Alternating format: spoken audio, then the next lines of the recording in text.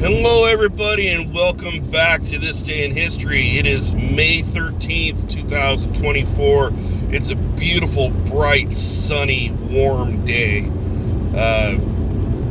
It's a great day. So, what we have this day in history, we have, obviously, we have some birthdays, some notable folks. We have a peculiar tradition. We have an assassination attempt, thankfully unsuccessful. We have, an icon passing away, and we have a continuation off of something that we reported previously. So let's get right into it, shall we? Let's get into the birthdays. We'll start with this French artist, George Braque, B-R-A-Q-U-E. He was born in 1882. And I think that is the earliest one that we have. We have 1937, American actor Harvey Keitel. You may not recognize the name, but he's been in a lot of stuff. He's been in a lot of quite a few Tarantino movies, I think. He's been in a lot of just a lot of good stuff. I mean, he's been around a while. In 1950, you'll notice that the car is not squeaking as much. I did change the serpentine belt, but my cousin and I found an issue with a stripped out bolt on my alternator, so that's going to need to be fixed here at some point too. At any rate, 1950, Stevie Wonder is born. 1961, American basketball player. Oh, by the way, if you don't know who Stevie Wonder is, he's an African-American musician, blind piano, not to be confused with Ray Charles.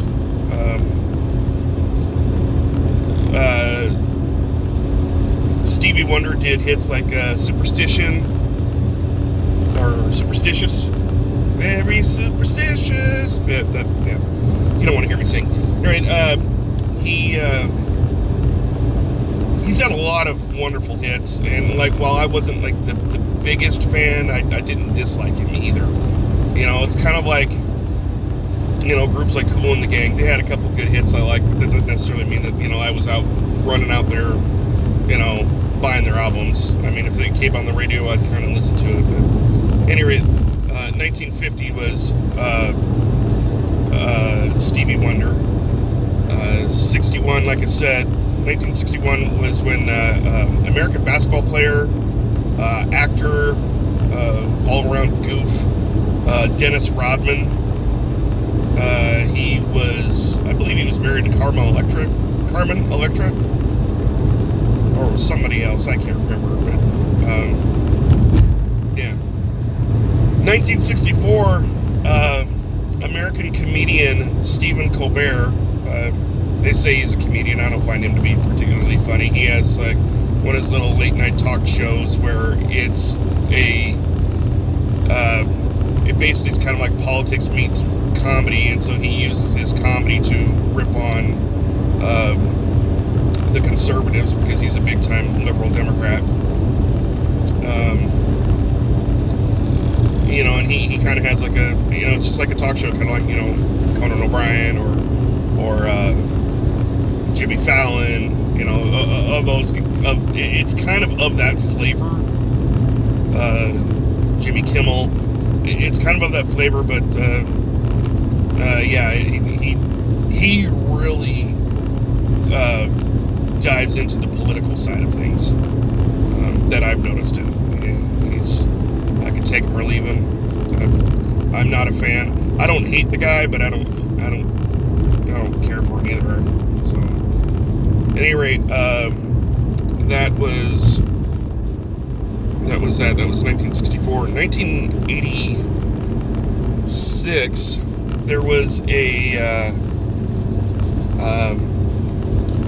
Lena Dunham is her name. She's an American writer, director, producer, actress. I'm not too familiar with her, but with a pedigree list like that, that's pretty amazing. So her birthday is today in 1986. Also, I neglected to mention Ritchie Valens was born on this day in 1941. Ritchie Valens was he was a Mexican-American singer in the 50s. He had quite a few hits. He died really young. His hits included Donna, La Bamba. You know, if you've ever seen the movie La Bamba, it was about his life. The song American Pie is actually about the plane crash where he, the Big Bopper, and Buddy Holly, they were all killed. They took it was a winter night. They took a plane. They were heading to their next gig, I guess, and the plane crashed. And so the song American Pie is about that incident, because the name of the airplane was called the American Pie. There's a little bit of trivia there for you. So, yeah. So in 1637, according to tradition, now mind you, this is just according to tradition, I don't know how true it is, but according to tradition, Cardinal Richelieu, if that name sounds familiar, it should, because he was the protagonist in The Three Musketeers.